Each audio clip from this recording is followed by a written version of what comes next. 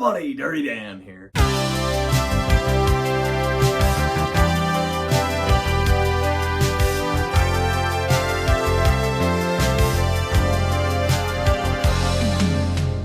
So today is going to be a bit of a mixed bunch. So the first thing I want to talk about is, obviously the elephant in the room is the Union Pacific 280. So here's the deal with that thing. So I'm sure a lot of you by now have already seen the video. Now, looking back, it's a little bit of a goofy video. You know, that's just how my channel is though. I make goofy content. This isn't a serious channel, like, come on. So obviously there's been a huge development in that area. Ron from Classic Model Trains just made a great video on Tyco tender drives. If you guys know him, you've probably seen that video. If you follow my channel, you'll probably follow him. He actually gave me he put like not really a shout out, but he mentioned me in the video because he knows I've been looking for this engine. But here's the whole story. So it all started when my buddy found a mention in the catalog for one, and I had told him I had never seen one. They didn't exist. So I made a post, I asked if they existed, and lo and behold, a random dude, I think his name was Howard, came up with one and just appeared out of nowhere. So proved that at least one existed. Now we had theorized that it was likely either some kind of prototype or some kind of pre-pod. But then recently, here's where it gets interesting. So there's a local train show. It's the Greensburg Train Show in Monroeville, PA, which I go to every year. And I usually go the first and the second day. Well, this year, I decided I'll skip the first day and I'll go the second day. Massive mistake. Basically one of the worst mistakes I could have made. Because I was on Discord that night and I see a stray message in my server. And I think Dan should see this. And I open the message and there's a Union Pacific 280 on my screen. Not just a Union Pacific 280, it's in the box, the original box. And the guy bought it at the show that I was going to go to that day. But I didn't go, and look where we're at now. I went to the show the second day and got some cool stuff, but that's besides the point. I missed out, but the point being is there is more out there. There isn't just one. I had thought it was a pre-pod, thought it was some kind of pre-production sample prototype thing. Not the case here. It just means that these things are very difficult to find. The images that I have and the evidence that I've been able to find is the only stuff on the internet that these even exist. From my findings. Send this video to your friends, send it to your modeling buddies, anyone who you think might have one. Keep your eyes peeled. If you've got one, here's what I want you guys to do. Here's what I have. If you can, leave a comment and I'll get you my contact and I'll get in contact with you. But otherwise, I have a P.O. box, and I'll leave the information at the top of the screen. But I have it still open. People probably don't even know that it's still open. Now, that doesn't mean that it just opened for the UP280. It's open for just general reasons. If you guys have like a letter, like mail you want to send me, send me a cool letter. I mean, hell, I'll do a video on those if you guys send enough of them.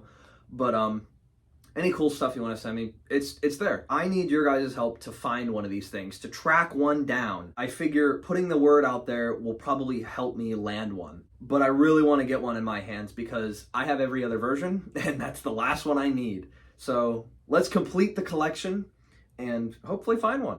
So the next thing I want to talk about is I have a really interesting video coming up. The most interesting one in the video is going to be a Bachmann 282. Now, I'll show some videos on screen right now, but this is a really special engine and it's got sound. It has some type of soundboard in it, and I have tried my very best to understand how it works, and to me it looks like I'm missing a piece. Now, I am looking for a Bachmann whistling tender 282. If you guys have seen one, if you know anybody who has one, that'd be awesome. Get them in contact with me, because I've been trying to figure out how to get this thing to work, and it's like a basket case. I really don't know how the hell it works. So I've tried. I was actually able to get some sound out of it. Not much, but I got something. I got a sound after messing with it for a long time. I connected some traces and did a couple things, and it does make noise, so it's working. But I need to find, it looks like there's a button that operates it. It's a black box with a red button in the center, And if you have one by the off chance, that would be awesome, because that may actually be the piece that I need to get it to work. I don't know. There's really no information on them out there, so that's why I'm asking you guys. If you happen to have one, send it my way or contact me. You know where to find me. I actually did a little bit of rail fanning this year, and I haven't shown any of it because that's just not something I normally do. But I figured that's a good way to end off the video, just show some of the cool rail fanning clips that I've accumulated throughout the year. Most recently, I took some video of the Bessemer. I haven't even taken video of them pretty much all year, so that was cool. But with that said, I really hope you guys enjoyed this video. Thanks as always for watching, and I'll see you all next time.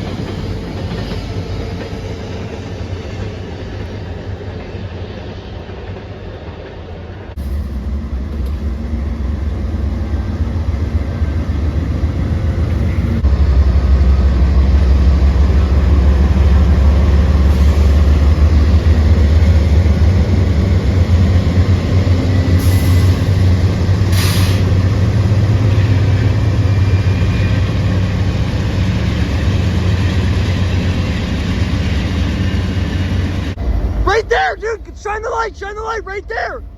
Holy sh**.